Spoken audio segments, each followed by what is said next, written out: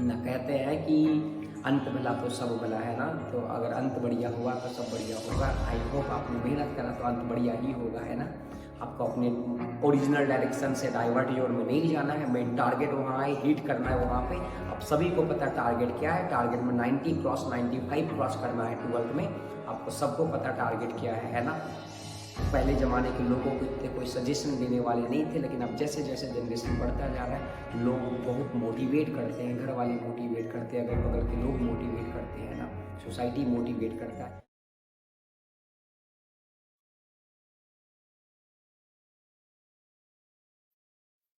Good morning दोस्तों, कैसे हो?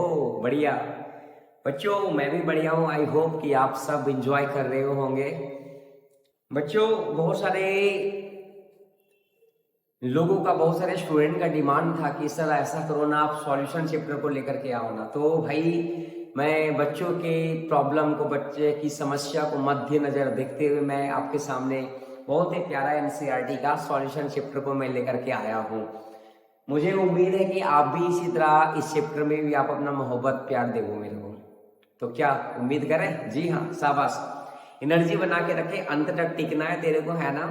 आपको डरना नहीं है, लड़ना है, अंत तक लड़ना है मेरे साथ। जी हाँ, आज मैं सॉल्यूशन को 2 पार्ट में करने वाला हूँ। आज का लेक्चर नंबर 1 होगा और इसके बाद का लेक्चर नंबर 2 जो अगले एपिसोड अगले दिन आ जाएंगे। श्योर, क्योंकि ये सॉल्यूशन आपको भी पता है कि बढ़िया लंबा सा चैप्टर है, तो मैं इसको 2 पार्ट में, 2 पार्ट्स में इसको कन्वर्ट करना चाहा। आज लेक्चर 1 होगा, अगला लेक्चर 2 होगा। आज अपन बात करने वाले हैं सॉल्यूशन का पार्ट ए और पार्ट बी। और कल जो अगले नेक्स्ट लेक्चर में जो आएंगे वो पार्ट सी और पार्ट डी होगा, जिसमें कि कॉलगेटिव प्रॉपर्टी, वेपर प्रेशर वगैरह आने वाले हैं। श्योर, तो लेट ना करते हैं अपन, हो गया है ना बात। आप भी बढ़िया होंगे, आपके घर वाले बढ़िया होंगे, खैरियत होंगे, शाबाश। उम्मीद करते हैं कि सब बढ़िया रहे आपके घर में और मेरे भी घर में बढ़िया भाई। तो अपन स्टार्ट करते हैं एक प्यारा सा चैप्टर सॉल्यूशन। जी हाँ, सॉल्यूशन। आपने बचपन से जरूर सुना होगा सॉल्यूशन क्या होता है। तो आपने बचपन से सुना होगा सॉल्यूशन, सर सॉल्यूशन, बहुत सारा सॉल्यूशन सॉल्यूशन सॉल्यूशन। सर नाम तो सॉल्यूशन सुना, सॉल्यूशन सुना, लेकिन सर सॉल्यूशन को डिफाइन, अरे सर शाबाश। सर सॉल्यूशन, सर पानी में चीनी मिला दो सॉल्यूशन बन जाएगा, शाबाश। पानी में नमक मिला दो सॉल्यूशन बन जाएगा, क्या बात कर रहे हो। इसका मतलब क्या है कि सर बेसिकली अपन मिक्सचर जब पढ़ते हैं तो मिक्सचर में 2 टाइप होता है, होमो और हेट्रोजीनियस मिक्सचर। तो अपन होमोजीनियस मिक्सचर को डिटेल जब आगे करते हैं तो सॉल्यूशन जो है बेटा होमोजीनियस मिक्सचर के अंदर आता है। अपन इसके बारे में जब बात करने वाले हैं तो अपन यही बात करेंगे कि solution, when you talk about the solution, है ना, जब आप सॉल्यूशन का बात करोगे तो आपके दिमाग में 2 बात पता होना चाहिए। एक को अपन सॉल्यूट कहते हैं और दूसरे को अपन सॉल्वेंट कहते हैं। और सॉल्यूट और सॉल्वेंट दोनों को मिला दोगे तो सॉल्यूशन बन जाएगा। शॉर्ट, मान के चला आपको सॉल्यूशन बनाना है, तो सॉल्यूशन बनाने के लिए आपको 2 चीज लेना पड़ेगा, एक सॉल्यूट लेना पड़ेगा, एक सॉल्वेंट लेना पड़ेगा। दोनों को मिला दोगे सॉल्यूशन तैयार हो जाएगा। अब बात आता है भैया कि इसको, है ना, अब बात आता है भैया कि सर सॉल्यूट, सॉल्यूट किसे कहते हैं, सर सॉल्यूट क्या होता है। तो सर सॉल्यूट क्या होता है, आप मेरी बातों को अगर सुनोगे तो सॉल्यूट के बारे में कहते हैं क्या कि सर सॉल्यूट उसे कहते हैं जिसका क्वांटिटी कम होता है ना। सॉल्यूट उसे कहते हैं जिसका क्वांटिटी कम होता है, सॉल्वेंट उसे कहते हैं जिसका क्वांटिटी ज्यादा। ये बेसिक बात हो गया, ये अपन इसमें पढ़ने वाले नहीं है, अपन ऑलरेडी ये सब डिस्कस करें क्लासरूम और टीचर्स पढ़ाते हैं। अपन सॉल्यूट सॉल्वेंट का बात कर दिया भैया। या यू कैन से दैट कि सर, या फिर आप ये कर सकते हो कि जिसको डाला जाता है पानी में, एक्वा सॉल्यूशन में, है ना, सॉल्वेंट में, यू कैन से पानी में जिसको डालते हैं वो सॉल्यूट कहलाता है। The substance which is dissolve, जिसको डाला जा रहा है वो सॉल्यूट कहलाता है, जिसमें डालते हैं वो सॉल्वेंट कहलाता है भैया। जैसे मान के चल, आपने पानी लिया, आपने चीनी लिया, तो आपने चीनी को पानी में डाला, किसको डाला, चीनी को, किस में डाला, पानी में, तो ये चीनी जो है वो सॉल्यूट कहलाएगा और ये जो पानी जो है वो क्या कहलाएगा, सॉल्वेंट कहलाएगा। सिंपली ये भी समझ सकते हो। चलो अपन जब इस चैप्टर में सबसे इंपॉर्टेंट बात करते हैं तो आपके सामने जो सबसे इंपॉर्टेंट बात आता है वो फिजिकल यूनिट्स आते हैं कुछ। हाँ चलो भैया, फिजिकल यूनिट्स आपके सामने आते हैं। कंसंट्रेशन टर्म एनसीईआरटी में दे रखा है, एक्सप्रेसिंग कंसंट्रेशन टर्म। अपन कुछ फिजिकल फंडामेंटल यूनिट देख लेते हैं इसका, जो अपन आगे आने वाला इंपॉर्टेंट लेक्चर है ये सब, ठीक है। अच्छा, अब ये बैकग्राउंड देखो तो आज चेंज मैंने करा, बढ़िया लग रहा है, देखते हैं आ रहा है या नहीं रहा है। 1 सेकंड में मैं आ जाऊंगा। चलो भाई, बेहतरीन आ रहा है, बहुत बेहतरीन। चलो रेडी। तो मैं बात करता हूँ सॉल्यूशन में सबसे पहला जो छोटे छोटे टर्म आने वाले हैं, उसमें से सबसे पहला आपका आता है मास परसेंटेज। कभी कभी यहाँ से न्यूमेरिकल सेक्शन देता है और देना भी चाहिए। मास परसेंटेज क्या होता है, इसको अपन वेट बाई वेट कहते हैं। अगर परसेंटेज लगा देंगे परसेंटेज वेट बाई वेट हो जाएगा। अगर हम चाहेंगे ये लिखने के लिए percentage weight by wait, W by W, ये हो गया फॉर्मूला आपके सामने भाई। तो अगर आपको वेट बाई वेट परसेंटेज चाहिए, मास परसेंटेज चाहिए, तो इसका फॉर्मूला था mass of the component in the solution बटा total mass of the solution. ये बेटा कंपोनेंट में दो चीज आता है, मैं बार बार आपके सामने बात करने वाला हूं। ये कंपोनेंट में दो चीज, कंपोनेंट का मैं कहने का मतलब क्या है, एक आपके सामने क्या हो गया, सॉल्यूट हो गया, दूसरा क्या हो गया, सॉल्वेंट हो गया भैया। ये कंपोनेंट में बेसिकली है ये, ठीक। तो आपको इस बात का विषय ध्यान देना कि हमको उसका मास लेना है, हमको उसका मास लेना है जिसका निकालना है मास परसेंट। याद रखोगे, अगर सॉल्यूट का पूछा है तो सॉल्यूट का लेंगे, अगर सॉल्वेंट का पूछा तो सॉल्वेंट का लेंगे अपन। वो क्लियर कट सवाल में क्लियर कट पता चल जाता है अपने सॉल्यूट को या सॉल्वेंट को, है ना। या फिर जो चीज को डाला गया, इज टू बी डिजॉल्व, जो डाला जा रहा है वो सॉल्यूट होगा, जिसमें डाला जा गया वो सॉल्वेंट कहलाएगा भैया। श्योर। तो अपने को क्या लेना है, मास ऑफ द कंपोनेंट, चाहे कंपोनेंट का मतलब चाहे सॉल्यूट या फिर कौन, सॉल्वेंट। और नीचे में टोटल मास अपने को लेना है, किसका, सॉल्यूशन का। सॉल्यूशन का टोटल मास कहने का मतलब सॉल्यूट का भी मास और किसका मास बेटा, सॉल्वेंट का भी मास। श्योर। इनटू 100 से मल्टीप्लाई कर दोगे, आपके सामने मास परसेंट आ जाएगा, है ना। एक की पॉइंट यहां पे ये दिया रहेगा कि ऐसे कुछ लिखा रहेगा 20%। आप मेरी बातों को अगर सुनोगे तो लिखा रहेगा 20% ऑफ अ सबस्टांस, ऐसे करके 20% ऑफ अ सबस्टांस। इसका मतलब कहने का क्या है कि बेटा अगर सॉल्यूशन है तो सॉल्यूशन में वो सबस्टांस सिर्फ कितना है, 20% है। मतलब 20 ग्राम आप इमेजिन कर लेना भैया। अगर कोई सॉल्यूशन है, अगर कोई सॉल्यूशन है तो आपको भी पता है ना, सॉल्यूशन में दो चीज होगा, सॉल्यूट होगा, कौन होगा भैया, सॉल्वेंट होगा, ये बात है ना। तो कह रहा है कि वो जो सबस्टांस है, कहने का मतलब सॉल्यूट जो है वो 20% है। तो आप समझ जाना कि अगर 20% सॉल्यूट है तो 80% कौन होगा, सॉल्वेंट होगा भैया। श्योर। चलो फिर अपन आते हैं वॉल्यूम परसेंटेज। वॉल्यूम परसेंटेज मतलब V बाई V। इसका भी फॉर्मूला होता है वॉल्यूम ऑफ द कंपोनेंट। जिस कंपोनेंट का हमको वॉल्यूम निकालना उसको ऊपर लिखेंगे और नीचे भी टोटल वॉल्यूम ऑफ सॉल्यूशन ले लेंगे भैया, इनटू 100 मल्टीप्लाई कर देंगे, आपके सामने है ना वॉल्यूम परसेंटेज आ जाएगा। इसको लिखेंगे परसेंटेज V बाई V अपन लिख सकते हैं, यस या नो, यस सर। इसी तरह का mass by volume percent. Mass by volume percent कौन नहीं जानेगा सर, इसका मास बाई वॉल्यूम परसेंट होता है m/v%। ये बराबर होता है सर, ऊपर में हमको मास लेना है, मास ऑफ द सॉल्यूट। ऊपर में जो अपने को लेना है वो क्या लेना बेटा, मास ऑफ सॉल्यूट, है ना, बटा नीचे में वॉल्यूम है तो अपन वॉल्यूम ऑफ सॉल्यूशन लेंगे, है ना। अपन लेंगे volume of solution, volume of solution into क्या कर देंगे, 100 मल्टीप्लाई कर देंगे, आपके सामने आ जाएगा। सर अभी तक हम लोगों ने मात्र 3 टॉपिक पढ़ा, percentage mass, mass percentage, volume percentage. Mass percentage में जिसका पूछेगा उसका ऊपर मास लेंगे, नीचे का टोटल मास, ऊपर उसी का लेंगे जिसका पूछ रहा है, नीचे टोटल इनटू 100, सेम वॉल्यूम वाला। श्योर। अपन न्यूमेरिकल से एनसीईआरटी का हमने न्यूमेरिकल से डाला है, आपको टेंशन वेंशन लेने का जरूरत नहीं है, आप चिल रहो। एनसीईआरटी का सवाल हमने डाल रखा है, वेरी गुड, शाबाश। चलो इसको स्लाइड को आगे बढ़ाते हैं भैया, है ना। देखा आपके सामने सवाल आ गया, यस सर, देखो सवाल आ ही गया, सवाल आपके सामने आ गया। एनसीईआरटी का बड़ा अच्छा सवाल है, आप देखोगे तो आपको समझ आ जाएगा भैया। सवाल क्या कह रहा है, आप मेरी बातों को देखो, calculate the mass percentage of, देखो भैया, है ना, एक क्लियर कट सवाल लिख दिया, calculate the mass percentage of किसका, बेंजीन का आपको निकालना है। देखा कौन सा कंपोनेंट हो गया, बेंजीन। कौन सा, बेंजीन, पक्का। चलो तो calculate the mass percentage of benzene and carbon tetrachloride, दो चीज का पूछा गया भैया। कार्बन टेट्राक्लोराइड का भी निकालना है और बेंजीन का भी निकालना है, दोनों का निकालना। कैसे निकालोगे? बहुत आसान है, ठीक है। एक 22 gram of benzene is dissolve in 122 gram of carbon tetrachloride. क्या बात है, 22 ग्राम बेंजीन को डाला जा रहा है, किस में डाला गया? 122 ग्राम टेट्राक्लोराइड में, कार्बन टेट्राक्लोराइड में डाला गया भैया, शाबाश। सर हमको एक एक करके निकाल के, भाई चलो मास परसेंटेज ऑफ निकाल लेते हैं। मास परसेंट ऑफ किसका निकाल लेते हैं अपन? मास परसेंट ऑफ किसका, है ना,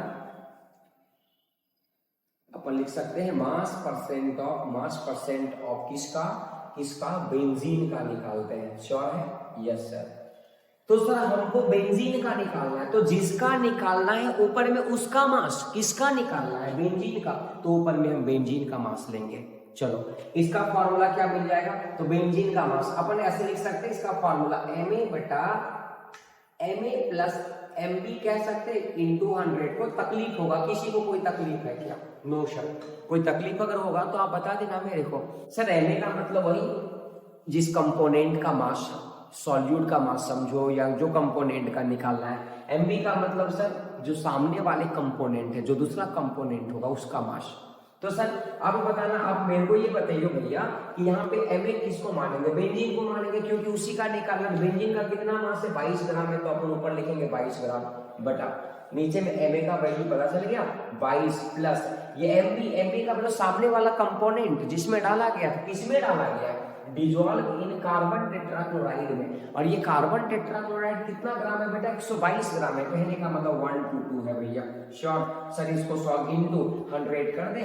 सर आपको अगर पता होगा तो सर 22 बटा ये दोनों को जोड़ोगे 2 2 4 2 2 4 144 इंटू 100। सर ये कर लोगे कैलकुलेशन? यस सर, कैलकुलेशन कर लो, आपके सामने आंसर कमेंट सेक्शन में आ जाएगा। श्योर। अच्छा ये तूने मास परसेंट किसका निकाला? बेंजीन का। तो क्या इसी तरह कार्बन टेट्राक्लोराइड का भी निकाल सकते हैं? बिल्कुल निकाल सकते हैं। कैसे निकाल सकते हैं? ये A नंबर हो गया, अपन B नंबर निकालते हैं। अपन निकालते हैं मास परसेंट ऑफ CCl4। CCl4 का मतलब समझ में आ रहा है? कार्बन टेट्राक्लोराइड का। अब जिसका निकालना है उसका मास ऊपर, किसका निकालना है? CCl4 का, तो CCl4 का ऊपर में लेंगे। ऊपर में इसका कितना मास दे रखा है? 122 दे रखा है, तो अपन क्या लेंगे भैया?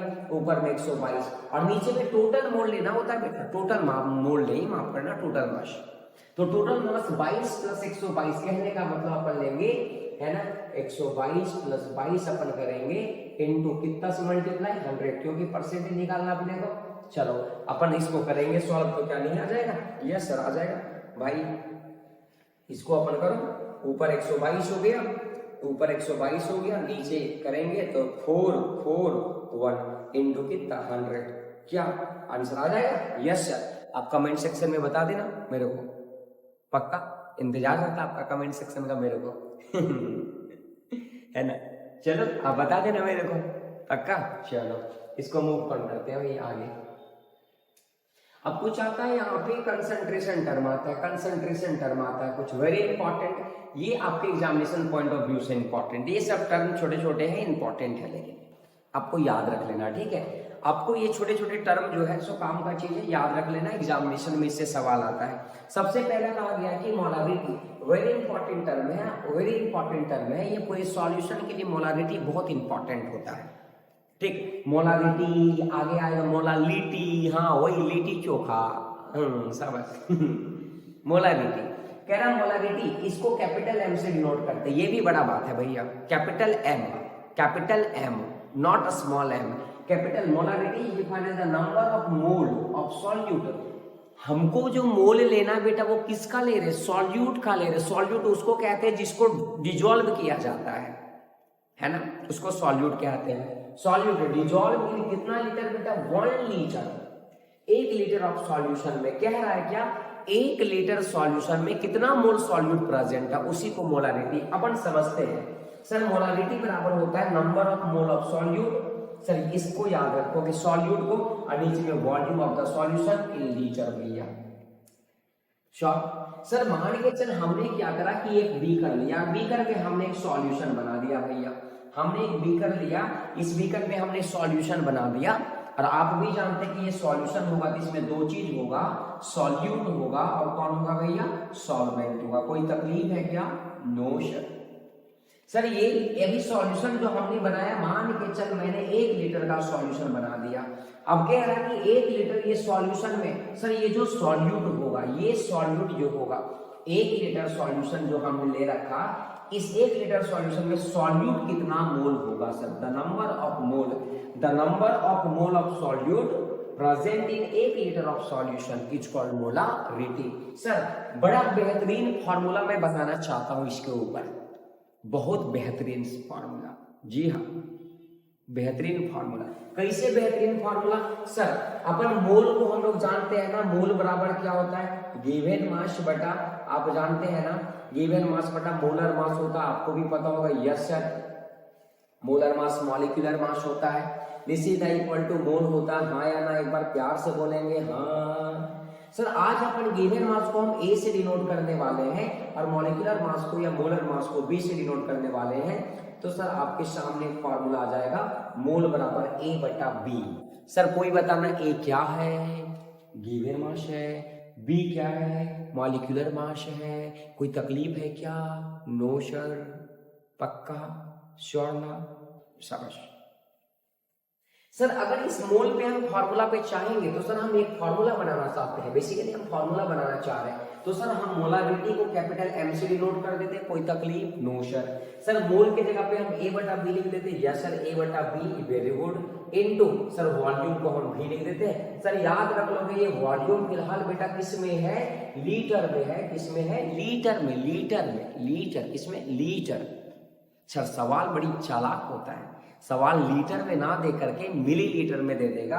तो सर जब कभी भी ml में आपके सामने दे देगा तो फॉर्मूला आप ये लगाओगे, मोलारिटी बराबर A इंटू 1000 बटा B इंटू V, और ये वॉल्यूम आ गया सर मिलीलीटर में। आपके सामने ये फॉर्मूला हो गया भैया, स्टार मार दोगे, वेरी इंपॉर्टेंट। मोलारिटी बराबर A इंटू 1000 बटा B इंटू V, और ये वॉल्यूम आ गया मिलीलीटर में। सर A का मतलब क्या होता है? A का मतलब होता है गिवन मास। सर A का मतलब गिवन मास। सर ये गिवन मास क्या होता है सर? सवाल से समझ आ जाएगा अभी। सर B क्या होता है सर? मोलर मास या molecular mass sir? Molecular mass sir है ना, B sir molecular mass sir, और V सर क्या हो गया? V is the volume of solution हो गया। यस सर, आप याद रख लोगे। सर 1 2 3 4, 1 2 3 4, मैया जी की जय जय हो। सर 4 में दावा है सवाल 3 दे देगा, अगर सवाल 3 ने दिया तो चौथा नहीं बन जाएगा, चुटकी में बना लेने का, चुटकी में न्यूमेरिकल्स है इसके ऊपर, टेंशन ना लेना। श्योर? चलो स्क्रीनशॉट कर दो भाई, वेरी गुड, शाबाश। अब इसके बाद अपन आते हैं भैया मोलालिटी, मेरे जैसा बोलेगा लीटी, शाबाश। ये मोलालिटी अगर देखोगे तो मोलारिटी और मोलालिटी में फर्क है। क्या फर्क है थोड़ा देख लेते हैं भैया, मोलालिटी में क्या फर्क है। चलो मोलालिटी, इसको अपन स्मॉल एम से डिफाइन करते हैं, वो कैपिटल एम था, ये स्मॉल एम है भैया। सर कह रहा है number of mole of solute, ये भी नंबर ऑफ मोल ऑफ किसका है? सॉल्यूट का ही है। डिजॉल्व किस में? 1 kg ऑफ, देखा सर वहां पे 1 लीटर सॉल्यूशन था, 1 लीटर ऑफ सॉल्यूशन, यहाँ पे 1 kg ऑफ सॉल्वेंट है सर, फर्क हो गया। यस सर, कहने का मतलब समझ में आया क्या हम बताना चाहते हैं? Sir number of mole of solute divided बटा मास ऑफ सॉल्वेंट किसमें? kg, और सर ये मास जनरली सॉल्वेंट कितना डिफाइन करने के लिए कितना kg लिया गया? 1 kg, बस खत्म। सर अभी हमने लिखा था ये small m, this small m is the molarity, not molarity. Molarity denoted by capital M। Yes sir, very good, शाबाश। तो सर स्मॉल m, अभी हमने मोल को कहीं लिखा था, देखो तो सर ये मोल को हमने लिखा था A बटा B, कहने का मतलब गिवन मास बटा मॉलिक्यूलर मास हमने कभी लिखा था। यस सर, तो सर इस मोल के जगह पे हम A बटा B लिख सकते हैं। यस सर, और सर मास ऑफ सॉल्वेंट को आज हम लोग डिनोट करने वाले हैं W से, किससे? W से। फिलहाल ये अपन kg में ले लेते हैं, तो पहला फॉर्मूला तो आपके सामने ये बन गया। यस सर, कोई तकलीफ है क्या?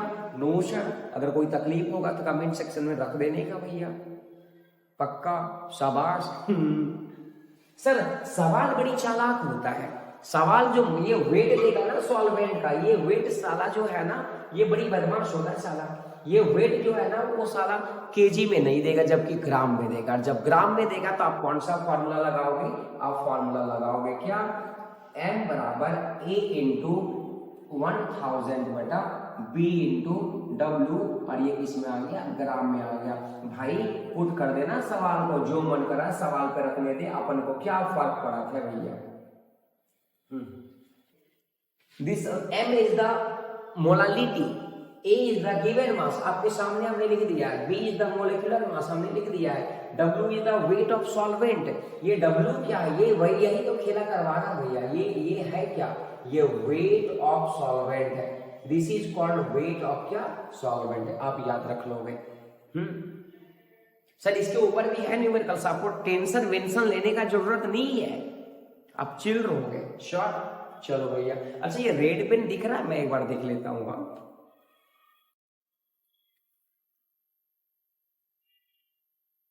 ओह थोड़ा सा प्रॉब्लम, थोड़ा सा दिक्कत, रेड नेक्स्ट टाइम रेड से नहीं लिखेंगे, है ना भाई। अकेले है ना, क्या करूं, लिखना पड़ता खुद से, अकेले लेक्चर शूट करता हूँ अकेले, है ना। बस एक मेरा स्टूडेंट है बड़ा प्यारा सा, है ना, सब वीडियो एडिट वही कर देता है, वही सब कुछ बना देता है यार, बाकी समझ रहे हो। और आपका प्यार मिलता है तो थोड़ा सा लगता है कि मैं बना दूं खुद से वीडियो एक बार। सर ये एक मजेदार वाला चीज है कि ये मोलालिटी जो होता है ना सर, ये मोलालिटी अब ना हमारे रेट से ना ना ना ना ना रेट से नहीं भैया, ये मोलालिटी जो होता है ना सर, ये सारा टेम्परेचर पर डिपेंड नहीं करता, ये टेम्परेचर पर डिपेंड नहीं करता। लेकिन याद है इसके पहले हमने बता रखा था मोलारिटी, याद है, यस हमने मोलारिटी बता रखा था। ये मोलारिटी साला ये टेम्परेचर पर डिपेंड करता है, ये टेम्परेचर पर डिपेंड करता है। तो कभी कभी सवाल आता है कि मोलारिटी डिपेंड करता है, यस सर मोलालिटी करता है, नो सर क्यों नहीं करता, इसका लॉजिक क्लासरूम में टीचर बता देते हैं ना, उतना भी समय, क्योंकि इसमें वॉल्यूम नहीं आता, वॉल्यूम नहीं आएगा तो टेम्परेचर पे नहीं डिपेंड करने वाला है, सिंपल। चलो अपन नेक्स्ट की तरफ मूव ऑन करते हैं, नेक्स्ट कंसंट्रेशन टर्म की तरफ चल रहे होते हैं जिसका नाम है भैया मोल फ्रैक्शन। ये भाई छोड़ने वाला तो नहीं है, बाप रे बाप, ये तो बिल्कुल ना छोड़ेगा भैया मोल फ्रैक्शन। अपन देखते हैं मोल फ्रैक्शन क्या होता है, श्योर पक्का ना, यस सर बिल्कुल देखते हैं अपन मोल फ्रैक्शन क्या होता है। कहता है क्या है, mole fraction of component, once again ये कंपोनेंट आ रहा। अब ये कंपोनेंट में आपसे मैं सवाल करूं तो क्या आप बता दोगे, यस सर सवाल करो करो करो सवाल करो। कंपोनेंट का मतलब जल्दी बताओगे क्या क्या क्या, जल्दी बोल। कंपोनेंट का मतलब सॉल्यूट, शाबाश आपने सही कहा। और एक कंपोनेंट का मतलब क्या, सॉल्वेंट, जी हाँ दोस्तों शाबाश, सॉल्यूट सॉल्वेंट, कंपोनेंट का मतलब सॉल्यूट और कौन, सॉल्वेंट। तो जब कभी भी मोल फ्रैक्शन पूछेगा तो दो ही चीज का पूछेगा, चाहे सॉल्यूट का पूछेगा या फिर सॉल्वेंट का पूछेगा, आपको डरने वाला बात नहीं है। अगर डिफाइन करना चाहते हैं number of mole of component divided by the total number of mole of all the component. Sir क्या कहना चाह रहा है सर, क्या कहना चाह रहा है सर, क्या कहना चाह रहा है सर, हमको जिसका मोल, अच्छा मोल फ्रैक्शन को बेटा काई से डिनोट करते हैं, किससे, कोई कोई बच्चा एक्स कह देता है, चलो भैया जो इच्छा काई है ना। अगर सर मोल फ्रैक्शन हम लोग को अगर एक कंपोनेंट में चाहिए, मोल फ्रैक्शन ऑफ सॉल्यूट चाहिए, तो अपन मोल फ्रैक्शन का सिंबल बेटा काई हो गया, और अपन यहाँ ए लगा देंगे। ए का मतलब हो गया मोल फ्रैक्शन ऑफ सॉल्यूट, इस एक्सए का मतलब क्या हो गया, एक्सए का मतलब यहाँ पे आप लिख लो मोल फ्रैक्शन ऑफ कौन बेटा, सॉल्यूट हो गया आपके सामने मोल फ्रैक्शन। इसको मैं थोड़ा सा है ना कम कर लेता हूं भैया, हाँ शाबाश। तो सर अगर मोल फ्रैक्शन हमको किसका निकालना है, सॉल्यूट का, तो हमको सॉल्यूट का निकालना है तो हम उसी का मोल लेंगे भैया, ऊपर में कहने का मतलब mole of solute. Sir N को हम मोल से डिनोट कर रहे, बाप रे बाप, ये एन का मतलब क्या होता है बेटा, ये मोल, कंफ्यूज ना कर जाना है थोड़ा सा, क्या करोगे सर, ये एन ये number of mole of solute हो गया, नीचे में कह रहा है to the total number of mole of all the component. अब ऑल द कंपोनेंट का मतलब सॉल्यूट का भी मोल और सॉल्वेंट का भी मोल। शॉर्ट कहने का मतलब यहाँ पे Na भी आएगा और कहने का मतलब यहाँ पे Nb भी आएगा। शॉर्ट सर आपके सामने ये फॉर्मूला बन गया, देखिए तो है ना, फॉर्मूला बन गया। कोई बताना भैया Na का मतलब क्या है, number of mole of solute या सॉल्वेंट, सॉल्यूट या सॉल्वेंट, सॉल्यूट या सॉल्वेंट। अरे भाई दिया गड़बड़ा। एक बच्चा कहता सॉल्वेंट, अरे नहीं भैया नहीं, ये Na का मतलब number of mole of solute है ना, सॉल्यूट, और ये Nb का मतलब क्या, नंबर ऑफ मोल ऑफ कौन, सॉल्वेंट, शाबाश। और सर Ka का मतलब क्या, मोल फ्रैक्शन, मोल फ्रैक्शन। ये मोल फ्रैक्शन किसका बेटा, सॉल्यूट का बेटा, श्योर, यस सर। इसी तरह सर अगर मोल फ्रैक्शन सॉल्वेंट का नहीं निकाल सकते हैं क्या, बिल्कुल निकाल सकते हैं भैया। अगर मोल फ्रैक्शन हमको सॉल्वेंट का चाहिए तो अपन लिखेंगे Kb, है ना, बराबर। अब हमको सॉल्वेंट का चाहिए तो हम मोल किसका ऊपर लेंगे, सॉल्वेंट का, जिसका पूछेगा उसका मोल ऊपर। तो अपने को अगर सॉल्वेंट का पूछा है तो यहाँ पे अपन Nb ऊपर लिखेंगे, और नीचे में बेटा अपन क्या लिखने वाले हैं, Nb ऊपर लिखेंगे और नीचे लिखेंगे Na प्लस क्या, Nb लिखेंगे। कोई बता सकता है, यस सर, आप पूछो तो मैं बताने के लिए तैयार हूँ। शाबाश, तो आप बता दो भैया फिर ये Nb का मतलब क्या होता है, sir mole fraction of solute. नहीं भैया सर, फ्लो में आपने तो यहाँ देख लिया हमने, वो Na था, हम यहाँ Nb पूछ रहे हैं। Nb का मतलब हो गया number of mole of solvent, शाबाश। और सर Na का मतलब क्या हो गया, Na का मतलब नंबर ऑफ मोल ऑफ किसका, सॉल्यूट। और क्या आप बता सकते हो, Kb का मतलब क्या हो गया, मोल फ्रैक्शन ऑफ सॉल्वेंट, शाबाश। कोई तकलीफ है क्या, नो सर। आपके सामने ये दो फार्मूला हमने बना दिया, शाबाश। चलो इसको जल्दी से जल्दी स्क्रीनशॉट करो आप मजे से। चलिए कर लिए, शाबाश, वेरी गुड सर। इसको मैं थोड़ा सा एक और पॉइंट बताना चाहता हूं सर। आपने जो यहाँ पे एक्स एंड एक्स बी देखा, माफ करना, Ka भी देखा। अगर ये दोनों को आपने जोड़ा, अगर ये दोनों को आपने जोड़ा, जोड़ने का मतलब क्या हम बताना चाह रहे हैं, अगर आपने इसको जोड़ा Ka प्लस Kb, सर ये हमेशा एक के बराबर आने वाला है। आप जोड़ करके देख लेना भैया, सर ये ऑलवेज वैल्यू एक आने वाला है सर। Ka प्लस Kb बराबर 1 आने वाला है, वेरी इंपॉर्टेंट, वेरी इंपॉर्टेंट। अब मान के चल सर आपसे मोल फ्रैक्शन ऑफ सॉल्यूट निकलवा लिया, तो सॉल्वेंट निकालने का जरूरत है क्या, नहीं। आपने अगर ये निकाल लिया तो एक में से घटा देना। अगर मोल फ्रैक्शन ऑफ सॉल्वेंट दे दिया है, एक्स से पूछा है, मतलब सॉल्यूट का पूछा है, तो 1 में से ये घटा देना, आपके सामने ये आ जाएगा। अलग अलग से दोनों का निकालने का काहे का जरूरत, फॉर्मूला लगाओगे काहे का, भाई एक निकाल लो, अगला डाटा यहाँ पुट कर लेंगे। सर कभी कभी क्या है कि अगर सवाल में एक्वा सॉल्यूशन दिखा रहेगा, कौन सा सॉल्यूशन बेटा, एक्वा सॉल्यूशन। कभी कभी सवाल में एक्वा सॉल्यूशन लिखा रहेगा आपके सवाल में, और एक्वा सवाल में कभी कभी क्या है कि अगर आपके सवाल में मोलालिटी दे दिया जाएगा, मोलालिटी कहने का मतलब स्मॉल m, और तब यहाँ से आपके सामने मोल फ्रैक्शन ऑफ सॉल्यूट पूछेगा, तो आप डायरेक्टली ये फॉर्मूला लगाओगे m बटा n प्लस 55.5। ये वेरी इंपॉर्टेंट फार्मूला है, ये जेई नीट वगैरह में आते रहता है इसके ऊपर सवाल। लेकिन याद रखोगे कि जेई मेंस और नीट वाला सवाल जब पूछेगा तो यहाँ से काई मोल फ्रैक्शन ऑफ सॉल्यूट है इस फार्मूला में, लेकिन वो सॉल्वेंट पूछ देता है भैया। तो जल्दीबाजी के चक्कर में आप यहाँ पुट करोगे m का मतलब मोलालिटी दे देगा, और डाटा यहाँ पुट करोगे और आप जल्दीबाजी में बता दोगे सॉल्वेंट का। लेकिन याद रखोगे ये मोल फ्रैक्शन ऑफ सॉल्यूट है, तो सॉल्यूट का डाटा यहाँ पुट करोगे, क्या इसका वैल्यू नहीं आ जाएगा, आ जाएगा भैया। मान के चल तूने यहाँ कैलकुलेट किया तो 0.4 आया, तो यहाँ पे आप 0.4 पुट करोगे, और Kb this will be equal to a, sir mole fraction of solvent बराबर 1 minus 0.4, this will be equal to 0.6। खत्म बात है भैया। इसका कोई यूनिट होगा क्या बताओ, नहीं सर, क्यों, क्योंकि ऊपर भी मोल है नीचे भी मोल है, तो ये यूनिट लेस होता है ना।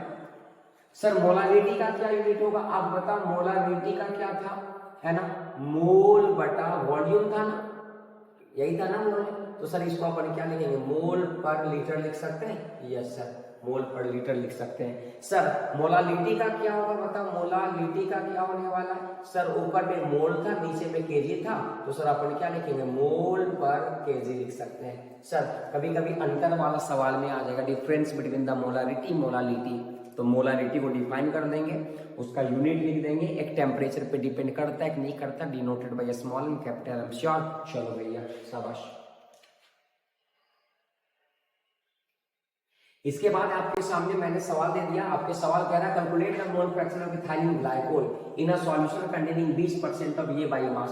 वेरी इंटरेस्टिंग भैया, आप अगर मेरे को देखोगे तो कितना अच्छा सवाल पूछा जा रहा है। ये एनसीईआरटी का एग्जांपल 2.1 है, आप देख भी सकते हो। कह रहा क्या कि कैलकुलेट करना है mole fraction of ethylene glycol का करना भैया। आपके सामने फॉर्मूला दे दिया है इथाइलिन ग्लाइकोल का in a solution containing 20% of ethylene glycol by mass. अब तुम सोचो कि इथाइलिन ग्लाइकोल हमको मोल फ्रैक्शन चाहिए। अच्छा आप बताइए मेरे को इथाइलिन ग्लाइकोल सॉल्यूशन में डाला गया है तो इसका मतलब क्या ये सॉल्यूट हो गया। सॉल्यूशन कुछ ना है तो एक्वा सॉल्यूशन वाटर मान लेंगे अपन। श्योर, आप मेरे को ये बताओ कि सर ये इथाइलिन ग्लाइकोल जो डाला गया वो कितना परसेंट है, मात्र 20%। तो हमको भैया अगर ये इक्वेशन में हमको ये लगाएंगे फॉर्मूला Na प्लस NB, तो सर इसका मतलब तो मोल होता है, इसका मतलब मोल। लेकिन सर सवाल में मोल दिया है क्या? नहीं दिया है ना। इसका मतलब पहले Na और NB निकालना पड़ेगा। तो सर अपन अगर Na निकाले भैया, मोल निकालना चाहे तो मोल बराबर गिवन मास बटा क्या हो जाएगा, मोलर मास या मॉलिक्यूलर मास। सर सवाल में कहीं गिवन मास वगैरह नजर आ रहा है? नहीं सर, डायरेक्ट नजर नहीं आ रहा है आपको, अब देख लो। लेकिन सर जरिया दे दिया है ये 20% सर C2H6O2 है ना सर। इसका मतलब क्या है कि ये गिवन मास 20% का मतलब 20 ग्राम दे दिया है सर। इसका मतलब गिवन मास इसका हो गया। अच्छा ये हम निकाल रहे हैं इसका C2H6O2 का मतलब इथाइलिन ग्लाइकोल होगा गिवन मास। फिर इसका मॉलिक्यूलर मास आ जाएगा 12 दूना 24, 24 और 6 कितना हो गया 24 और 6 कितना हो गया, बोल जल्दी। अरे कार्बन का 12 ग्राम होता है तो 12 गुना 24 हो गया, 24 और 6 कितना हो गया 30, 30 और ऑक्सीजन का कितना होता है 16 गुना 32 होता है ना। तो 30 और 32 कितना हो गया 62। सर इसको 62 से डिवाइड करोगे क्या ये मोल आ जाएगा? Yes sir. तो अपन यहाँ पे मोल ले लेंगे जो भी आएगा, अपन 20/62 लिख सकते डायरेक्टली और Na का भी वैल्यू 20/62 हो गया प्लस। अब सर NB कैसे लेंगे सर? सर जब कभी भी सवाल में नहीं बात करा कि कौन सा सॉल्वेंट है तो वाटर मान लेने का। अब water sir given mass water का कितना होगा, अभी NB अपन निकालना चाहते हैं NB वाटर के लिए। सर आप बताना वाटर के लिए गिवन मास तो सवाल में कहीं दिया नहीं है। लेकिन सर अगर टोटल सॉल्यूशन अगर 100% सॉल्यूशन में सॉल्यूट और सॉल्वेंट दोनों है और अगर उसमें 20% ये है, कहने का मतलब सॉल्यूट है, तो 80% कौन होगा? वाटर ही होगा ना। इसका मतलब कि 80 ग्राम गिवन मास उसका हो गया। और सर वाटर का मॉलिक्यूलर मास पता है 18। सर इसको डिवाइड करेंगे 80/18, माफ करना 80/18। सर आप साइड में पहले ये दोनों को डिवाइड कर देना, ठीक, साइड में डिवाइड कर देना, ठीक, साइड में डिवाइड कर देना। यहाँ डाटा पुट करोगे सर आपके सामने आ जाएगा। यस सर, इसका इंतजार है मेरे कमेंट सेक्शन में। मैं होप कर रहा हूँ कि आप ये सवाल का जवाब जरूर दोगे। आप NCERT से यार मिला लोगे भैया, देखते हैं कौन बना पाता। शाबाश। चलो अपन स्लाइड को आगे बढ़ाते हैं। स्लाइड में अपन फिर से ये सवाल दे दिए calculate the mass percentage of aspirin in acetonitrile when 6.5 gram of c इतना डिसॉल्व में इतना ग्राम ऑफ सी। मास परसेंट आपको निकालना है भाई, तो आसानी से निकाल सकते हो। जिसका निकालना है उसका ऊपर में मास, नीचे में टोटल मास। हमको किसका निकालना है? एस्पिरिन का। तो कितना है भैया एस्पिरिन का कितना ग्राम है 6.5 टोटल इसमें डाला गया, तो टोटल 450 प्लस 6.5 नीचे आ जाएगा, ऊपर में 6.5 इंटू मल्टीप्लाई 100। देखते हैं आंसर बता पाते या नहीं। नेक्स्ट सवाल है सर आपके लिए calculate the molarity of solution. आपके सामने एक बेहतरीन सवाल है। Calculate the molarity of solution containing 5 gram of NaOH in 450 ml solution. शाबाश, अपने सवाल को मैं बता देता हूँ, अगला सवाल आप करोगे घर में पक्का ना। चलो भैया चलो चलो भाई, शाबाश। कोई तकलीफ है यहाँ तक क्या? नहीं, आगे बढ़े पक्का श्योर। कह रहा हमको भैया क्या निकाला? मोलारिटी। आपको मोलारिटी निकाला। मैंने मोलारिटी का फॉर्मूला बोला था A × 1000 बटा B × वॉल्यूम, और सर ये ml में है। कोई बताना मेरे को A क्या होता है? Given mass. सर सबसे पहले तो मेरे को ये देख के बताओ कि सॉल्यूट है कौन है, किसको डाला गया है। तो सर यहाँ पे क्लियर लिखा है 5 ग्राम NaOH इन 450 सॉल्यूशन। कहने का मतलब 5 ग्राम NaOH को डाला गया है, तो क्या ये सॉल्यूट हो गया? और सॉल्यूट का गिवन मास कितना है? 5 ग्राम। इसका मतलब ऊपर 5 लिखेंगे इंटू 100। सर B का मतलब मोलर मास, मॉलिक्यूलर मास। तो क्या NaOH का सर मोलर मास नहीं निकाल सकते हो? अरे भैया आप मेरे को ये बताओ NaOH का आप नहीं निकाल सकते हो? सोडियम का एटॉमिक नंबर 11, 11 दूना 22 और 23 ग्राम इसका हो गया भैया। ऑक्सीजन का 16 दूना 32, माफ करना 8 दूना 16 ग्राम हो गया भैया। हाइड्रोजन का 1, सर आप जोड़ो तो 6, 3, 9 और 1, 10, 3 और 1, 2, 1, 3, 1, 4, 40 ग्राम हो गया। नीचे में सर कितना वॉल्यूम दे दिया सर? 450 ml दे दिया सर। मल्टीप्लाई करने दिया था, 0 0 0 0 कट गया, ये कट जाएगा कितना बार में? 9 बार में। ऊपर कितना आ गया? 10/9 36 आ गया सर। मल्टीप्लाई करोगे 0 पॉइंट कितना आ गया? 3 समथिंग कुछ आ जाएगा। आ गया आंसर, शाबाश। तो एक सवाल था मैंने बता दिया, अगला सवाल आप खुद करना है भैया, शाबाश, है ना। आपको अच्छा लगता है तो आप सवाल जो है आंसर बताते रहना। ये सवाल दे दिया मोलारिटी पे, calculate molarity of 2.5 gram of ethanoic acid in 75 gram of benzene. I hope आप इसका आंसर कमेंट सेक्शन में जरूर बताओगे, एक एक करके आपको बताना सीक्वेंस पे। देखते हैं भैया, शाबाश। आगे मूव ऑन करते हैं, अपन आते हैं कैलकुलेट द, ये बड़ा अच्छा सवाल है, ये सवाल का स्टार मार लोगे भैया, ये सवाल पे आप स्टार मार लो, ठीक, ये सवाल पे स्टार मार लो, आप सवाल को स्टार मार सकते हो। कैलकुलेट द मोलारिटी, मोलारिटी निकालना, मोलारिटी निकालना, मोल फ्रैक्शन, तीनों चीज निकालने कह दिया। ये डेंसिटी जो है सो 20% mass by mass aqua solution के, कहने का मतलब यहाँ पे डेंसिटी दे दिया भैया। बाप रे बाप, कैसे निकलेगा भैया? डेंसिटी दे दिया है 1.2105 ग्राम पर ml। ओ कैसे निकलेगा? बहुत टेंशन में आ, हमसे नहीं बनेगा शायद। चलो भैया, क्या करूं, छोड़ दो क्या आपके लिए? बोलो छोड़ दो, पक्का? कितने सारे बच्चे कह रहे छोड़ दो, खुद से बना लूंगा सर। कमेंट सेक्शन में आंसर बता देता हूं, पक्का ना? करूं, उम्मीद करूं? जी हाँ, चलो छोड़ दिया मैंने। कोई कोई कह रहा है मास्टर कोई नहीं पता है।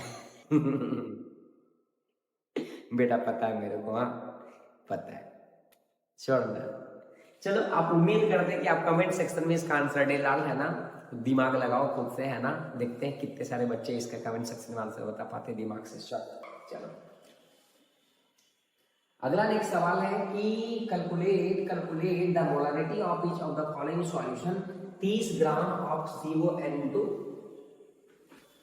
6 वाटर इन 4.3 लीटर सॉल्यूशन। दूसरा है 30 ml ऑफ 0.5 H2S। अच्छा, ये डाइल्यूटेड वाला दे दिया है ना, ये डाइल्यूटेड इतना।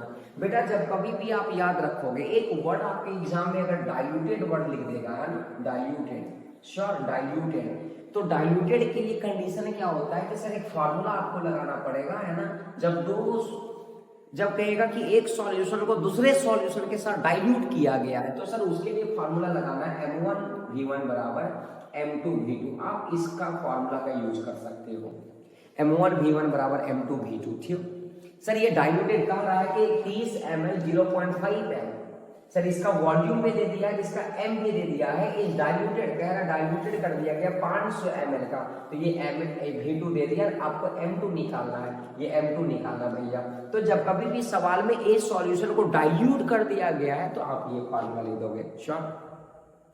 और ढेर सारे सॉल्यूशन को अगर मिक्स कर दिया गया है और फाइनल सॉल्यूशन का अगर मोलारिटी पूछा है तो यहाँ पे आप लिख सकते हो मोलारिटी ऑफ मिक्स बराबर, आप फॉर्मूला लिख सकते हैं M1V1 प्लस क्या लिख सकते हो, M2V2 प्लस क्या लिख सकते हो, M3V3 प्लस प्लस प्लस जहां तक पूछा है, और नीचे में बेटा V1 plus V2 plus V3 plus plus plus जहां तक वो दे रखा है। ये उसके लिए है जब ढेर सारा सॉल्यूशन को मिक्स करके फाइनल सॉल्यूशन का मोलारिटी पूछा है, और ये डाइल्यूटेड वाला हो गया, श्योर। आई होप इसका भी आंसर आप बता दोगे। चलो भैया, अब इसका पार्ट बी आ गया है। इसका पार्ट बी जो है बेटा, इसका पार्ट बी कहलाता है सॉल्युबिलिटी कहलाता है। पार्ट ए में हमने कंसंट्रेशन टर्म पढ़ा, फिजिकल यूनिट मैंने पढ़ा कुछ। पार्ट बी इसका सॉल्युबिलिटी होता है। आप थोड़ा सा सॉल्युबिलिटी को डिसाइड करोगे, डिफाइन करने का कोशिश करोगे तो देखो भैया क्या आता है, ठीक।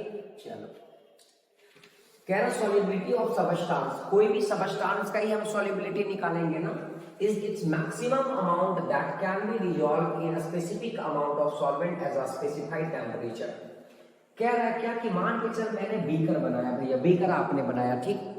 इस बीकर में आपने क्या करा कि सॉल्वेंट को ले लिया भैया, आपने सॉल्वेंट ले लिया, कहने का मतलब तूने वाटर ले लिया, और वाटर जो ले लिया वो 1 लीटर ले लिया भैया, श्योर, या 1 केजी तूने ले लिया भैया। अब कह रहा है क्या कि इस 1 लीटर या 1 केजी वाटर में तूने कितना सॉल्यूट को डिसॉल्व कर सकते हो, कितना सॉल्यूट को मैक्सिमम अमाउंट, ये जो तूने सॉल्यूट को डाला, ये सॉल्यूट कितना बढ़िया तरीका से, मैक्सिमम कितना बढ़िया तरीका से घुल जाए भैया, डिसॉल्व कर जाए भैया।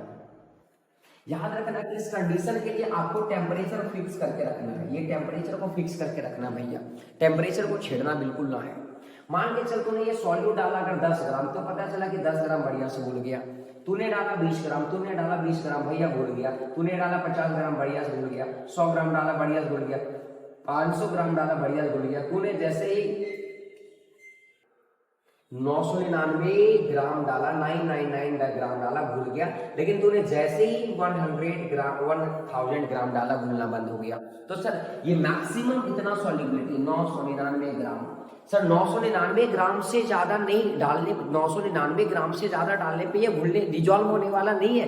तो 999 gram is the maximum solubility, उसी को तो सर सॉल्युबिलिटी कहते हैं कि कितना फिक्स अमाउंट ऑफ सॉल्वेंट में कितना मैक्सिमम से मैक्सिमम डिसॉल्व हो सकता है, उसी को सॉल्युबिलिटी कहते हैं। कह रहा है depend on the nature of the solute, कौन सा सॉल्यूट हमने डाला उसका नेचर पे डिपेंड कर रहा है, एंड सॉल्वेंट पे, as well as the temperature and क्या प्रेशर। ये 4 चीजें हैं जिसके ऊपर सॉल्युबिलिटी डिपेंड करता है भैया। श्योर, चलो देखते हैं आगे कैसे। चलो अब ये सॉल्युबिलिटी को बेटा 2 पार्ट में अपन करने वाले हैं। सॉल्युबिलिटी को अपन 2 पोर्शन में करने वाले हैं। पोर्शन नंबर ए जो जाने वाला है वो आपका जाने वाला है क्या, सॉल्युबिलिटी ऑफ किसका, सॉलिड को डालेगा। अच्छा ये सॉलिड आपके सामने सॉल्यूट के जैसा बिहेव करेगा और ये लिक्विड आपके सामने सॉल्वेंट के जैसा बिहेव करेगा। तो कहने का मतलब आपने जो डाला सबस्टांस को वो सॉलिड है, किसमें डाला, लिक्विड में डाला भैया। श्योर, देखते हैं क्या कह रहा है। The solubility of solid in liquid at any temperature, कोई भी टेम्परेचर पे हम डिफाइन करना चाह रहे हैं, लेकिन वो टेम्परेचर फिक्स है, पार्टिकुलर टेम्परेचर है, is defined as the maximum amount of solute, maximum amount of solute in किसमें, ग्राम में, है ना, which can be dissolve in 100 gram of liquid. देख लिया भैया, आपके सामने फिक्स कर दिया। सर हमने क्या करा कि यहाँ पे एक बीकर लिया, इस बीकर के अंदर हमने लिक्विड रखा भैया, और ये लिक्विड जो हमने, जो भी लिक्विड हमने रखा, इस लिक्विड को हमने फिक्स कर दिया कितना ग्राम है, 100 ग्राम है, 100 ग्राम है, 100 ग्राम है भैया। अभी 100 ग्राम के, ये जो 100 ग्राम है, इस 100 ग्राम में कितना मैक्सिमम से मैक्सिमम सॉलिड को हम डाल सकते हैं। और डालने का मतलब डाल नहीं देना, डालने का मतलब कि डिसॉल्व हो जाना चाहिए भैया। तो ये सॉलिड जो हम लोग डाल रहे हैं, यहाँ से सॉलिड जो हम लोगों ने डाला, तो वो मैक्सिमम से मैक्सिमम कितना अमाउंट डिसॉल्व हो सकता है। तो जो भी मैक्सिमम अमाउंट डिसॉल्व होगा उसी को अपन कहते हैं सॉल्युबिलिटी ऑफ सॉलिड में, किसमें, गैस, माफ करना लिक्विड में भैया, याद रख लोगे। श्योर, लेकिन याद रखोगे to form saturated solution at that particular temperature. Temperature मैंने फिक्स कर दिया भैया, टेम्परेचर के साथ छेड़खानी नहीं करेंगे, क्यों, आगे भी पता चल जाएगा क्यों। सैचुरेटेड सॉल्यूशन का मतलब वो सॉल्यूशन होता है अब उससे ज्यादा अब घुलने वाला, डिसॉल्व होने वाला नहीं, ये मैक्सिमम हो गया भैया, अब उससे ज्यादा वो डिसॉल्व नहीं होगा, है ना। चलो आगे बढ़ते हैं। कह रहा फैक्टर ऑफ एक्टिंग सॉल्युबिलिटी, ये इंपॉर्टेंट सवाल बनाता है आपके एग्जाम में कि solubility of solid in liquid को समझा और इसका कौन कौन से फैक्टर होते हैं वो आपको समझाना है, ठीक। तो इसका थोड़ा सा इंपॉर्टेंट बात है, कह रहा है क्या, दिस कैन बी, ये नेचर, पहला जो हेडिंग बनता है वो nature of solute and solvent, nature of solute and solvent पहला टॉपिक होता है भैया। तो आपके सामने कि सॉल्यूट और सॉल्वेंट का नेचर पे कैसे डिपेंड करता है, कैसे फैक्टर है ना, कैसे प्रभाव करता है भाई। तो कह रहा this can be understand by the using concept of like, like dissolve like, है ना, आपने सुना होगा लाइक डिसॉल्व लाइक का कंसेप्ट आपने सुना होगा, है ना। जैसे आपने एक प्रोवर्ब सुना होगा, डायमंड कट डायमंड, है ना, ऐसे like dissolve like, like dissolve like कहने का मतलब क्या होता है कि सर जो जैसा है उसी के हिसाब से उसमें घुलाएगा। अरे क्या कह रहे हो,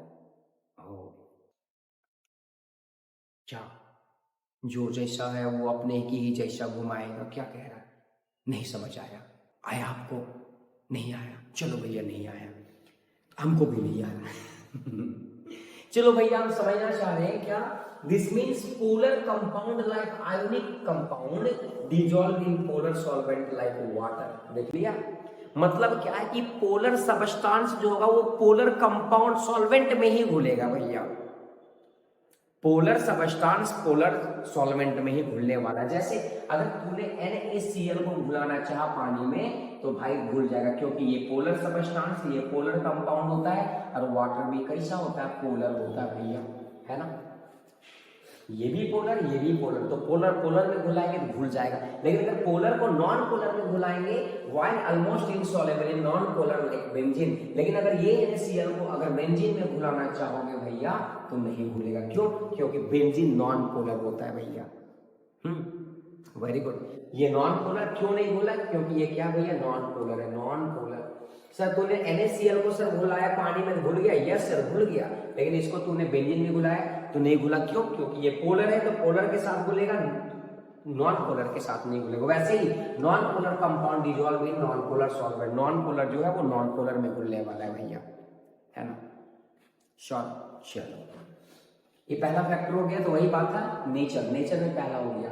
अगला क्या है, इफेक्ट ऑफ टेम्परेचर, है ना। इस बात को थोड़ा सा देख लोगे, है ना। टेम्परेचर को बढ़ाओगे घटाओगे तो भी सॉल्युबिलिटी में प्रभाव होता है, बिल्कुल होता है।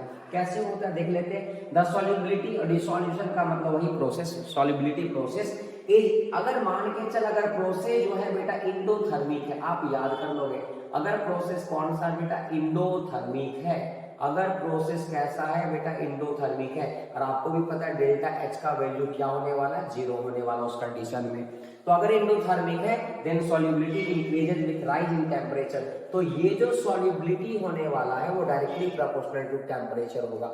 मतलब अगर टेम्परेचर बढ़ाओगे तो सॉल्युबिलिटी भी बढ़ेगा। याद रख लोगे किसके लिए, एंडोथर्मिक के लिए। लेकिन अगर मान के चल एक्सोथर्मिक सर रहा आपके सामने, एक्सोथर्मिक का मतलब डेल्टा H का वैल्यू 0 से कम होना, इस कंडीशन के लिए अगर सॉल्युबिलिटी का बात करोगे तो इनवर्सली प्रोपोर्शनल टू टेम्परेचर होता है बेटा। मतलब टेम्परेचर बढ़ाओगे तो सॉल्युबिलिटी घटेगा। की पॉइंट है, किसके लिए, किसके लिए, एक्सोथर्मिक के लिए, ठीक। एक्सोथर्मिक में उल्टा, एंडोथर्मिक में डायरेक्टली टेम्परेचर बढ़ाओगे तो सॉल्युबिलिटी बढ़ेगा, और एक्सो में टेम्परेचर बढ़ाओगे सॉल्युबिलिटी घटेगा। एंड तीसरा है बेटा effect of pressure. Pressure does not have any significant effect on the solubility of solid in liquid. कह रहा है कि प्रेशर का कोई सिग्निफिकेंट रोल नहीं होता है यहाँ पे। क्यों? क्योंकि solid and liquid are highly incompressible and practically remain unaffected by the change in pressure. कह रहा है सर इसलिए प्रभाव नहीं पड़ता है क्योंकि सॉलिड और लिक्विड जनरली हम लोग जब पढ़ते हैं स्टेट ऑफ मैटर में तो पढ़ाया जाता है कि सॉलिड और लिक्विड जनरली इनकम्प्रेसिबल होता है कंपेयर टू गैसेस। सॉलिड तो भैया इनकम्प्रेसिबल होता है, तो उसको आप दबा दो तो वो घुलने वाला है नहीं, डिजोल्व होने वाला है नहीं भैया, है ना। तो याद रख लोगे, श्योर। चलो अगला भैया solubility of gas in liquid. अभी हम लोगों ने पढ़ा था solubility of solid in liquid. अभी जो हम लोगों ने लेक्चर देखा वो solubility of solid in liquid देखे थे। इसके जगह पे पता है क्या था, इसके जगह पे सॉलिड था, लेकिन आज सॉलिड नहीं है, आज गैस को अपन डालने वाले हैं। इसको अपन सॉल्यूट कहेंगे भैया, और इसको अपन क्या कहेंगे, सॉल्वेंट कहेंगे भैया। श्योर? कोई तकलीफ हो रहा है क्या? नहीं ना, पक्का? चल ना आगे बढ़े, चलो मस्त समझ। कह रहा है कि अब अपन गैस को डालने वाले लिक्विड में, इसके पहले हमने सॉलिड को डाला था। तो कह रहा था solubility of gas in any liquid is the volume of gas that can be dissolved in unit volume of liquid to form saturated solution at certain temperature and pressure। वही वाला बात आ गया। मान के चल तूने क्या करा, एक बीकर लिया भैया, बीकर में तूने क्या लिया, एक लिक्विड ले लिया भैया। मान के चल तूने इसके अंदर तूने लिक्विड ले लिया भैया, तूने क्या ले लिया, लिक्विड ले लिया। और ये लिक्विड जो है भाई वो कितना यूनिट लिया, 1 यूनिट ले लिया तूने भैया। अब इस यूनिट, एक यूनिट के अंदर तूने कितना गैस पार्टिकल को, कितना गैस का वॉल्यूम को डिसॉल्व कर पाए अपन, है ना, मैक्सिमम से मैक्सिमम। तो वही कह रहे हैं द वॉल्यूम ऑफ गैस, ये जो तूने गैस डाला तो उसका अपना कुछ वॉल्यूम होगा, तो उसका गैस का वॉल्यूम जो है वो can be dissolve in unit volume to form saturated. Maximum से मैक्सिमम कितना अपन गैस पार्टिकल को उसमें डालें ताकि डिसॉल्व हो जाए टू फॉर्म सैचुरेटेड, उससे ज्यादा नहीं भैया, है ना। तो ये जो होता है solubility of gas in liquid होता है। ये कौन कौन से फैक्टर पे डिपेंड करता है, तो ये अपन देखते हैं। तो इसका भी फैक्टर है भाई, और इसका वेरी इंपॉर्टेंट फैक्टर है। यहाँ से अगर थोड़ा देखोगे भैया तो अपन बात कर लेते हैं। ये बहुत आसान है, कोई बड़ा हार्ड कंसेप्ट नहीं है आपके लिए। शॉर्ट कह रहा है कि nature of gas and liquid, इसमें भी nature of gas, the solubility of different gases in same solvent varies. बिल्कुल सही बात है कि अलग अलग गैसेस का सॉल्युबिलिटीज एक ही सॉल्वेंट में अलग अलग होता है। जैसे हाइड्रोजन ऑक्सीजन जो है वाटर में बहुत कम घुला होता है भैया, है ना, लेकिन अमोनिया का बात करते हैं, HCl का बात करते हैं, ज्यादा घुल जाता है। इस बात का ध्यान दोगे। कहने का मतलब क्या कि अगर वाटर तूने ले रखा है तो वही वाटर में हाइड्रोजन कम मात्रा में, ऑक्सीजन कम मात्रा में घुला है, लेकिन अगर वही वाटर ले लिया और वही वाटर में अमोनिया का बात करोगे, HCl तो ज्यादा क्वांटिटी में घुला। तो अलग अलग गैसेस का सॉल्युबिलिटी अलग अलग होता है। अगला क्या है, टेम्परेचर। टेम्परेचर को बढ़ाओगे घटाओगे क्या होता है, the solubility of gas decreases with increase in temperature. बिल्कुल सही बात है। इसका मतलब कह सकते हैं क्या कि सॉल्युबिलिटी जो है वो इनवर्सली प्रोपोर्शनल है किसका, टेम्परेचर का। टेम्परेचर बढ़ाओगे तो सॉल्युबिलिटी बढ़ेगा। लॉजिकल सोचने वाला भी बात है भैया, लॉजिकल सोचने वाला भी बात है। आप सोचो ना, टेम्परेचर बढ़ाओगे, हीट कर रहे, टेम्परेचर बढ़ा रहे हो, अब उसके अंदर मान के चल तूने पानी ले लिया, पानी को तूने मान के चल तूने क्या कर दिया भाई, एक भी कर दिया।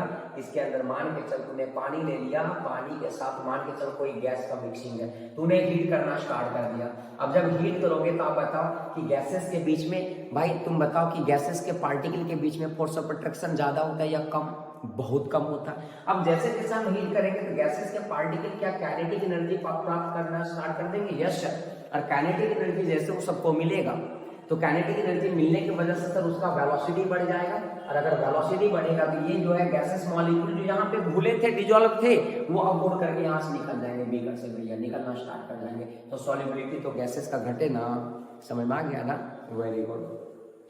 अगला कह रहा है effect of pressure, the solubility of gas increases with increasing pressure. कहने का मतलब सॉल्युबिलिटी जो है सो डायरेक्टली प्रोपोर्शनल टू किसका भैया, प्रेशर का भैया, प्रेशर का। प्रेशर बढ़ाओगे तो सॉल्युबिलिटी बढ़ेगा, बिल्कुल सही बात है। प्रेशर बढ़ाओगे तो सॉल्युबिलिटी घटेगा, शॉर्ट। इसके बाद आपका भाई वेरी इंपॉर्टेंट आपके एग्जामिनेशन पॉइंट ऑफ व्यू से आपके सामने आ गया हेनरीज लॉ। ये कौन कौन नहीं सुना होगा हेनरीज लॉ, ये इंपॉर्टेंट है, काफी इंपॉर्टेंट टॉपिक है ये हेनरीज लॉ। हाँ, आपके एग्जामिनेशन पॉइंट ऑफ व्यू में ये हेनरीज लॉ जो है वो आते रहता है, ठीक है, आप इसको ठीक से देख लोगे भाई। हेनरीज लॉ, हेनरीज लॉ, इसका लिमिटेशन, इसका एप्लीकेशन जो है ना वो आते रहता है, तो आप देख लोगे, ठीक। Henry's law state data constant temperature, अगर टेम्परेचर को तूने कांस्टेंट कर दिया तो द सॉल्युबिलिटी ऑफ गैस, किसका बात कर रहा है, गैस का सॉल्युबिलिटी किसमें, लिक्विड में, is directly proportional to the partial pressure of the gas present above the surface of the liquid और सॉल्यूशन। कह रहा है क्या सर, अगर टेम्परेचर को तूने कांस्टेंट कर दिया तो सॉल्युबिलिटी जो होने वाला है, सॉल्युबिलिटी वो डायरेक्टली प्रोपोर्शनल है किसका है बेटा, पार्शियल प्रेशर का है, पार्शियल प्रेशर का है ना, पार्शियल प्रेशर जो कि लिक्विड के सरफेस के ऊपर प्रेजेंट पाया होता है भैया, पार्शियल प्रेशर। अगर इसको और बढ़िया तरीके से समझेंगे तो ये लाइन ज्यादा इंपॉर्टेंट है न्यूमेरिकल सेक्शन ऑफ व्यू से। The partial pressure of gas, partial pressure of P of gas in vapor phase is proportional to the mole fraction of the gas। कहने का मतलब क्या कि partial pressure of gas is directly proportional to mole fraction of the solution. और sir ये proportional के sign को हटाते हैं तो एक हेनरीज कांस्टेंट आता है, और आपके सामने ये फॉर्मूला बन गया KH इनटू क्या, आपके सामने पार्शियल प्रेशर बराबर KH, KH का मतलब हेनरीज कांस्टेंट जो सवाल में दिया रहेगा, और ये X नहीं, ये मोल फ्रैक्शन है बेटा, this mole fraction of gas solute. कहने का मतलब ये X काई का मतलब क्या हो गया, मोल फ्रैक्शन है ना ऑफ सॉल्यूट। कह रहा है कि जितना पार्शियल प्रेशर बढ़ाओगे उतना सॉल्युबिलिटी बढ़ता जाएगा, बिल्कुल सही बात है, लॉजिकली आप सोच भी सकते हैं अपने घरों में भाई, है ना, अब कोई बड़ा बात नहीं है। और ये जो पार्शियल प्रेशर वो डायरेक्टली प्रोपोर्शनल टू किसका है भैया, मोल फ्रैक्शन का भैया, है ना। तो यहां से न्यूमेरिकल सेक्शन 3 डाटा, 3 में 2 दे देगा, 1 पूछ देगा भैया, क्या नहीं बन जाएगा, यस सर। आसानी से बन जाएगा। कैसे आप देखना चाहते हो तो एक दो न्यूमेरिकल आपके सामने है भाई। If nitrogen gas is bubble through water at 293 kelvin, how many millimoles of N2 gas would dissolve in 1 liter of water? Assume that N2 exert a partial pressure of 0.987 bar given the Henry's law constant for the nitrogen is इतना। Sir ये बहुत बेहतरीन सवाल है। इसके पहले मैं easy वाला सवाल एक बता देता हूँ, है ना। तो इसके पहले एक और सवाल हम कर देते हैं यहाँ पे। अच्छा, ये सवाल ऐसा करो कि आप ऐसा करो, ये सवाल अगर मैं बता दूं तो कैसा रहेगा, मैं बता दूं तो कैसा रहेगा भैया, मैं बता दूं तो कैसा रहेगा भैया। वो पूछा है भैया, मैं बता दूं, मैं बता दूं श्योर।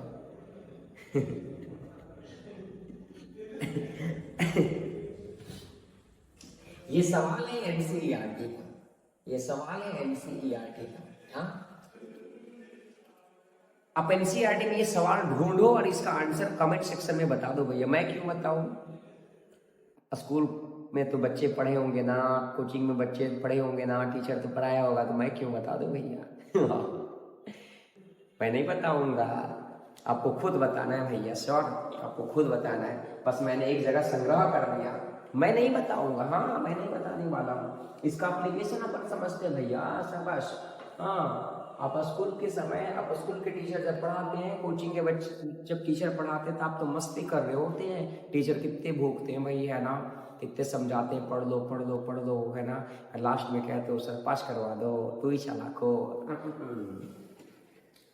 कह रहा है सर एप्लीकेशन इसका बहुत अच्छा जगह पे इसका एप्लीकेशन करा गया है हेनरीज लॉ का। और क्या क्या एप्लीकेशन किया गया है सर, कार्बन डाइऑक्साइड का सॉल्युबिलिटी बढ़ाने के लिए सॉफ्ट ड्रिंक वगैरह में, सोडा वाटर में, बोतल में। देखो सर, आप अगर देखें बोतल को आपने ओपन किया ढक्कन, आप अगर ढक्कन को ओपन करे होंगे तो देखोगे सर उसके अंदर जो गैसेस पार्टिकल ऐसे निकल रहे होते हैं सर, बहुत तेजी से निकलेंगे। इसका मतलब उसके अंदर जो लिक्विड है, लिक्विड के अंदर जो गैस डिजॉल्व, उसको हाई प्रेशराइज करके, है ना, डिजॉल्व करा गया है भैया।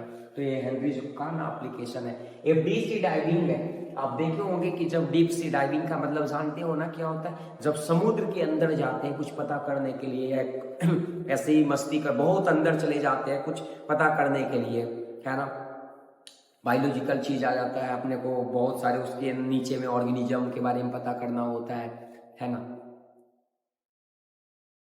पानी के अंदर बहुत सारे छोटे छोटे, है ना, पौधे पाए जाते हैं, उसके बारे में स्टडी करना है। तो जब वहां पे जाता था, आप देखो होंगे कि यहाँ पे, है ना, कुछ बक्सा लेकर के जाता है पैकिंग करके।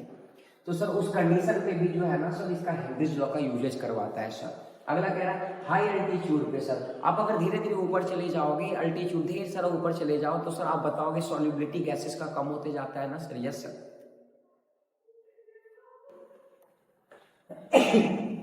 माफ करिएगा।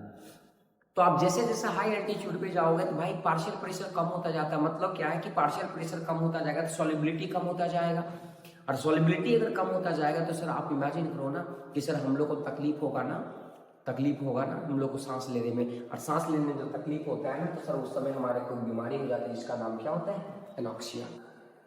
ठीक है, तो वही कह रहा है eight high altitude the partial pressure of oxygen is less than that of the ground level. आपको भी पता है कि ग्राउंड लेवल में जो ऑक्सीजन का लेवल होता है वो ज्यादा होता है, और जैसे जैसे आप ऊपर चले जाओगे तो ऑक्सीजन का प्रेशर कम होता जाएगा, पार्शियल प्रेशर, तो सॉल्युबिलिटी कम होता जाएगा, तो ऊपर जाने पे ऑक्सीजन कम मात्रा में मिलता जाता है, जिसकी वजह से this leads to low concentration oxygen in blood. आपके ब्लड में ऑक्सीजन का कमी हो जाएगा, and tissue of people living at high altitude and climates low blood oxygen causes climber to become weak and able to think clearly. Symptom क्या, anoxia, है ना।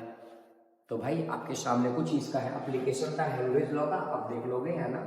अब मैं स्लाइड को करता हूं तो एक बात आप याद कर लोगे, effect of temperature vary important. कह रहा solubility of gas in liquid decreases with rise of temperature when dissolved gases molecule are present in liquid phases and process of dissolution can be considered similar to the condensation and heat is involved। आपको भी पता है ये बात भैया कि जैसे जैसे टेम्परेचर बढ़ाओगे तो गैसेस मॉलिक्यूल जो लिक्विड में घुले हुए डिजॉल्व में वो कम होता जाएगा, उड़ते जाएंगे, निकल जाएंगे, इवॉल्व होते जाएंगे। आप देखे होंगे ना गर्मी के समय कि पानी में, तालाब में मछली जो होती है वो मरी मरी सी पाई जाती है। क्यों? क्योंकि गर्मी में टेम्परेचर ज़्यादा होता है और टेम्परेचर ज़्यादा होने से क्या उसके अंदर जो ऑक्सीजन घुले हैं पानी के अंदर वो काइनेटिक एनर्जी पाएंगे टेम्परेचर बढ़ने से, और वो ऑक्सीजन मॉलिक्यूल पानी से छोड़ करके इवॉल्व हो जाएंगे। तो भैया जिंदा रहने के लिए मछली को ऑक्सीजन चाहिए ना। यस सर, एक तो ऑलरेडी कम था भैया, ऊपर से गर्मी के समय ऑक्सीजन निकल गया भैया, तो मछली कहाँ जिंदा रह पाएंगी। श्योर। तो ये रहा आपके सामने कुछ है ना, कुछ आपके सामने। और अब मैं लास्ट स्लाइड को कुछ क्वेश्चन एनसीईआरटी का करवा दे रहा हूँ, है ना। एनसीईआरटी हेनरीज लॉ के ऊपर है, आप थोड़ा सा देख लोगे भाई, है ना। बड़ी अच्छा सवाल है, कह रहा है H2S is a toxic gas with routine egg like a smell is used to qualitative analysis in the solubility of H2 in water at इतना इतना कैलकुलेट द हेनरीज कांस्टेंट। बड़ा अच्छा सवाल है, सॉल्युबिलिटी आपके सामने दे रखा है ना। आपको हेनरीज कांस्टेंट कैलकुलेट करना, KH का वैल्यू। आई होप आप बना लोगे ये सवाल भी, न्यूमेरिकल सेक्शन ये भी सवाल आप बना लोगे। Henry's law constant for CO2 in water is 0.1 इतना pascal. Calculate the quantity of CO2 in 500 ml of soda water when package under 2.5 atm CO2 pressure. Sure, ये भी सवाल आप बनाओगे। जो भी सवाल नहीं बनेगा आप कमेंट सेक्शन में कह देना सीक्वेंस में, मैं उसका आंसर अगले लेक्चर में। क्यों? क्योंकि अगला लेक्चर इसी का पार्ट भी आने वाला है। तो आप अगर कहोगे तो मैं सबसे पहले यही सब सवाल को बना दूंगा भैया, उसके बाद मैं आगे के लेक्चर को ले चलूंगा। श्योर। और अपन इसके बाद अपन आप स्लाइड देख रहे, खत्म, बाय, है ना, आ गया भैया। तो आज का लेक्चर यहीं तक होता है। अब इसके आगे वेपर प्रेशर पढ़ना है, इसके आगे अपन को कॉलगेटिव प्रॉपर्टी पढ़ना, part D and part C, ideal solution, non ideal solution, positive deviation, negative deviation. तो अगर आप चाहते हैं कि इसको कंटिन्यू में रखो तो आपको अपना प्यार मोहब्बत जरूर देना होगा। आपको मैं मिलूंगा नेक्स्ट वीडियो के साथ, लेकिन आप हिम्मत नहीं हारिए, है ना। अंत समय चल रहा है ना, कहते हैं कि अंत भला तो सब भला, है ना। तो अगर अंत बढ़िया हुआ तो सब बढ़िया होगा। आई होप आपने मेहनत करा तो अंत बढ़िया ही होगा, है ना। आपको अपने ओरिजिनल डायरेक्शन से डाइवर्ट जोन में नहीं जाना है। मेन टारगेट वहाँ है, हिट करना है वहाँ पे। अब सभी को पता टारगेट क्या है, टारगेट में 90 क्रॉस 95 क्रॉस करना है 12th में। आपको सबको पता टारगेट क्या है ना। पहले ज़माने के लोगों को इतने कोई सजेशन देने वाले नहीं थे, लेकिन अब जैसे जैसे जनरेशन बढ़ता जा रहा है, लोग बहुत मोटिवेट करते हैं, घर वाले मोटिवेट करते हैं, अगल बगल के लोग मोटिवेट करते हैं ना, सोसाइटी मोटिवेट करता है। तो उस मोटिवेट को आप ताकत बनाओ, सेल्फ से मोटिवेटेड रहो भाई आप, और एकदम आपके सामने टारगेट है उसको हिट कर डाल भैया, है ना। अभी अगल बगल की तरफ दिमाग दौड़ाने का कोई ज़रूरत नहीं है, मीनिंगलेस है भैया। श्योर। तो मैं मिलूंगा नेक्स्ट वीडियो में इसी के साथ, लेक्चर नंबर 2। लेकिन इसके लिए अगर आप चाहते हैं कि मैं लेक्चर 2 तभी अपलोड कर पाऊंगा जब ये जितना सारा मैंने सवाल करा, सब सवाल का आंसर मेरे को कमेंट सेक्शन में, बना तो भी बढ़िया, नहीं बना तो भी आप कमेंट सेक्शन में डाल दे, सर ये सवाल नहीं बना भैया। मैं उम्मीद करता हूँ, मैं वादा करता हूँ कि हर एक सवाल का आंसर अगले लेक्चर में जरूर दूंगा। तब तक मैं लेना चाहता हूँ अलविदा। जय हिंद।